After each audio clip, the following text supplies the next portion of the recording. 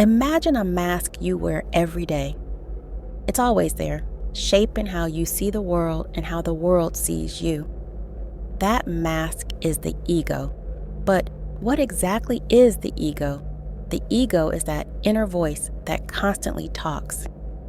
It tells you who you are, what you should want, and how you should act. It's like a narrator of your life. But is it telling the right story?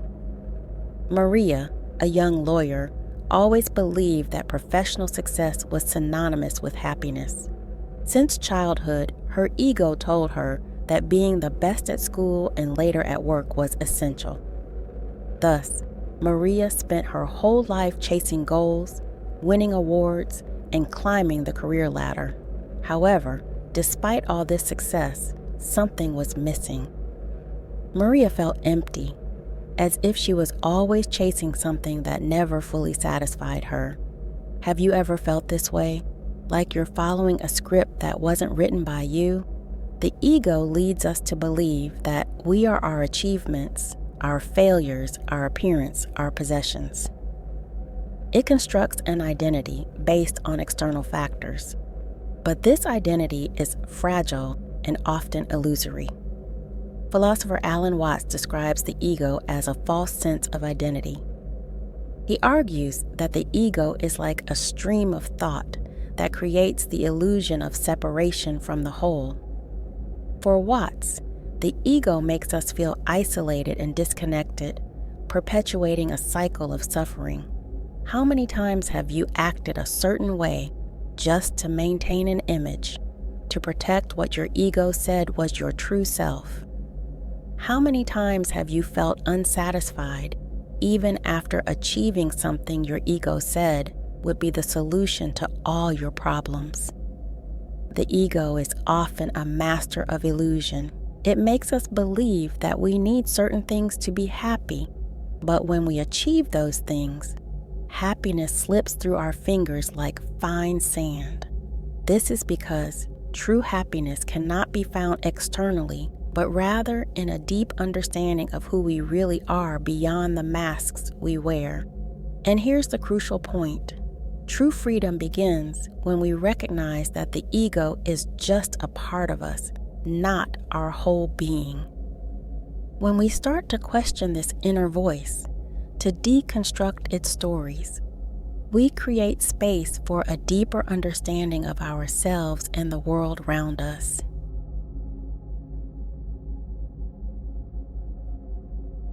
Remember Maria, the young lawyer? Let's return to her for a moment. Maria always sought external approval and professional recognition, believing these things would bring happiness. But despite all her achievements, the feeling of emptiness persisted. Why? The ego traps us in a cycle of suffering by creating desires and expectations. It makes us believe we need certain status, possessions, or recognition to be happy. However, once we achieve these goals, the ego quickly finds new targets, keeping us in an endless pursuit. This is the cycle of suffering. Let's examine this cycle more closely. The ego creates a desire. If I get that promotion, I will be happy. You work hard, push yourself, and eventually get the promotion. At first, there's a feeling of euphoria, a momentary satisfaction.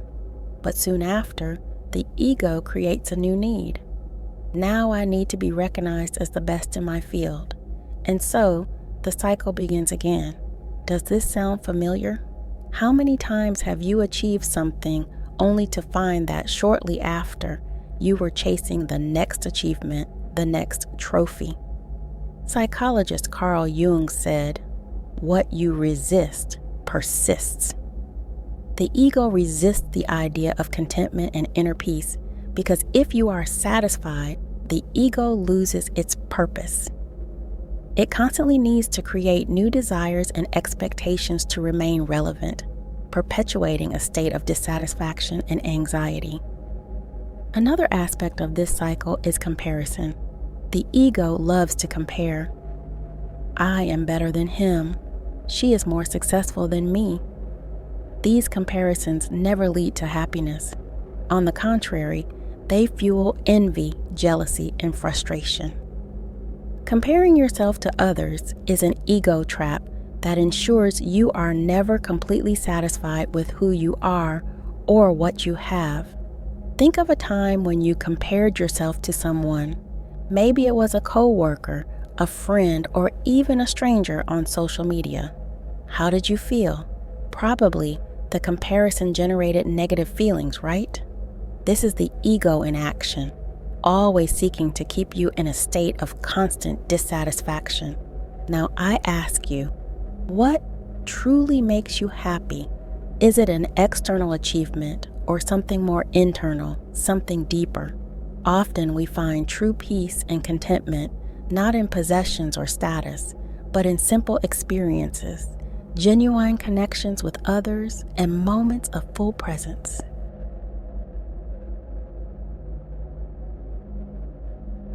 So, how can we begin to break the cycle of suffering that the ego perpetuates?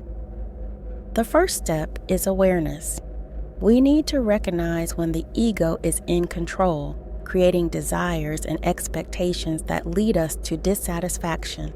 Joao, a young entrepreneur, always believed that being rich would bring happiness. He worked tirelessly, sacrificing time with his family and friends.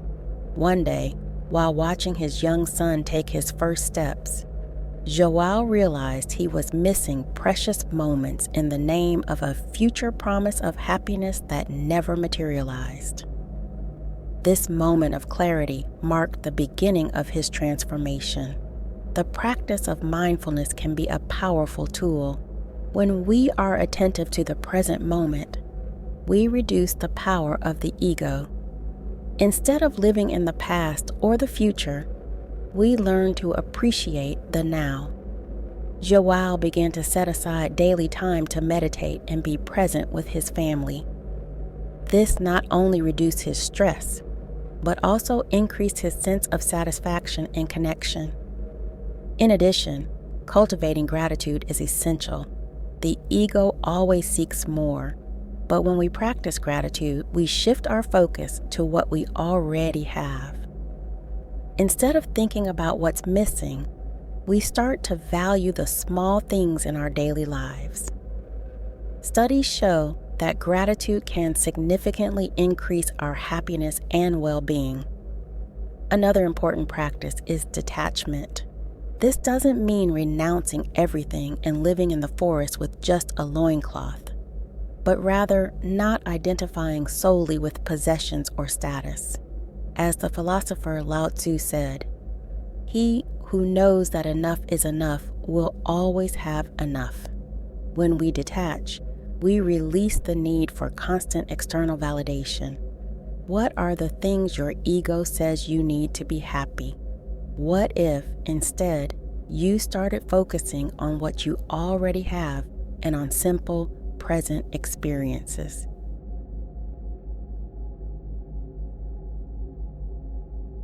Have you ever wondered why some relationships are filled with conflicts and misunderstandings, while others are harmonious and satisfying? The ego plays a significant role in this. It creates invisible barriers between us and others, making it difficult to build genuine connections. Think of Ana and Pedro, a couple who always loved each other but frequently argued over small things. Ana felt that Pedro didn't value her enough, and Pedro felt that Ana was too critical. Both of their egos were in control, creating a narrative of me versus you. Instead of seeing each other as partners, they saw each other as adversaries, each defending their own identity and needs. When the ego is in control, it makes us seek constant validation and approval. This can lead to behaviors like the need to always be right, win arguments, or even manipulate the other person to get what we want. These attitudes erode trust and intimacy. So, how can we transform these dynamics? The answer lies in developing empathy and compassion. When we start to see the other person as a complete human being, With their own struggles and fears, the ego loses its power. Ana and Pedro decided to go to couples therapy, where they learned to communicate more openly and honestly. They began to listen to each other without judgment and to value each other's perspectives and feelings. The practice of active listening is crucial. When we truly listen to the other person, without planning our response or defense, we create a space of mutual understanding. This can be transformative for any relationship, whether it is romantic, familial, or professional. Another powerful tool is the practice of forgiveness. The ego loves to hold grudges because they reinforce the narrative of victim and villain. However, forgiveness releases this emotional burden and allows us to move forward. Forgiving doesn't mean forgetting, but rather choosing not to let the past control our present. Think of a recent conflict you had. How did the ego influence your actions and reactions? What could have been different if you had approached the situation with empathy and active listening?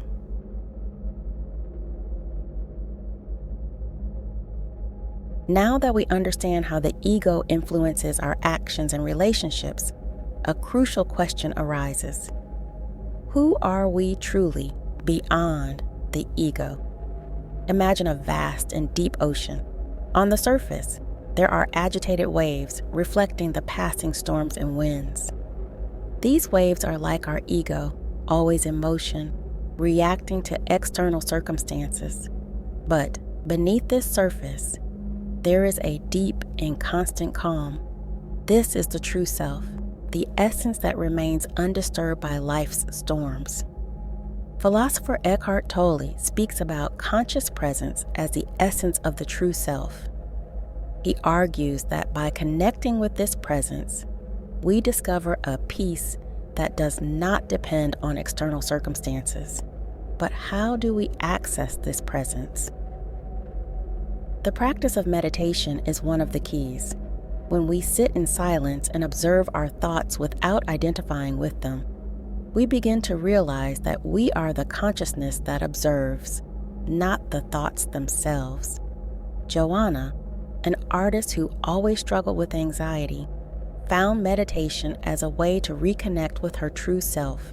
By practicing daily, she realized that many of her fears were creations of the ego and that, in essence, she was calm and confident. Another way to access the true self is through self-inquiry. Ask yourself, who am I? But do not settle for superficial answers like, I am a lawyer or I am a mother. Keep asking until you reach a sense of pure presence.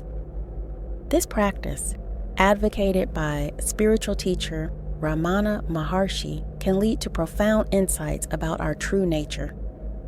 Additionally, connecting with nature can be a powerful way to transcend the ego. When we are amidst the beauty and simplicity of nature, we are reminded that we are part of something much greater. Walks in the forest or simply watching the sunset can help us feel this deeper connection. When was the last time you felt truly at peace? What were you doing at that moment? Probably you were in a state of presence, where the ego was in the background and the true self emerged.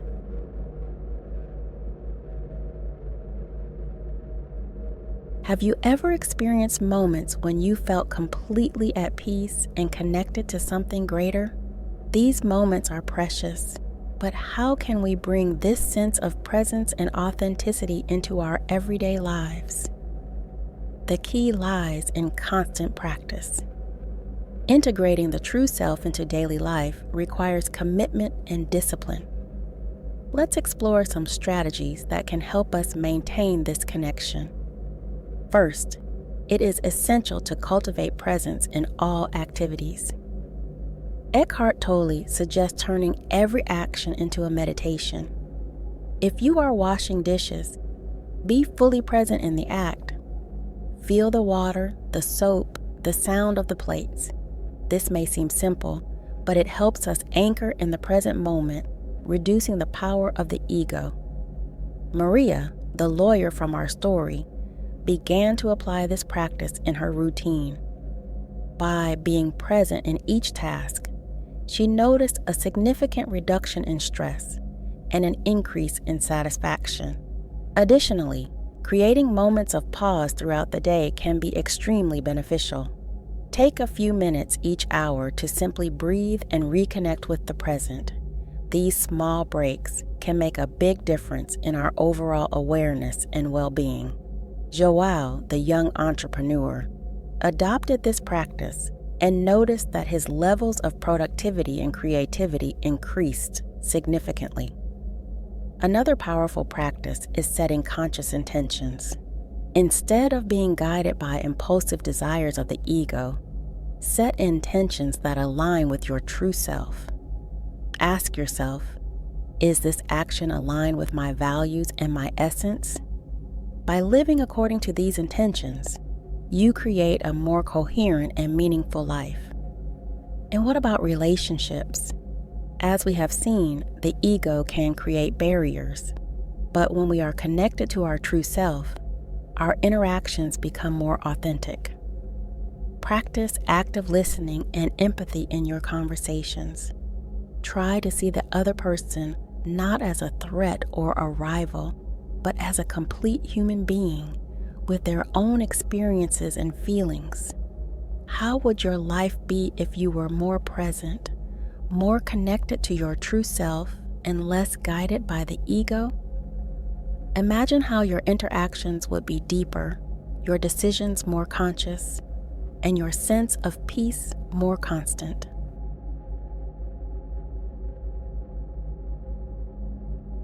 Now that we've explored the various facets of the ego and how to access the true self, the final question is, how can we continue this journey of self-discovery and presence throughout our lives? The truth is that this journey never ends. It is an ongoing process of discovery and rediscovery. Each day offers new opportunities to learn more about ourselves and to practice presence. One powerful way to keep this journey alive is through regular reflection. Take some time, weekly or monthly, to review your actions, thoughts, and feelings. Ask yourself, am I living according to my true self? Where is the ego still dominating my decisions? These reflections can be done through journaling, where you write about your experiences and insights. Maria, the young lawyer, adopted this practice and found that it helped her stay connected with her deepest intentions and values. Another important aspect is the pursuit of continuous knowledge and learning.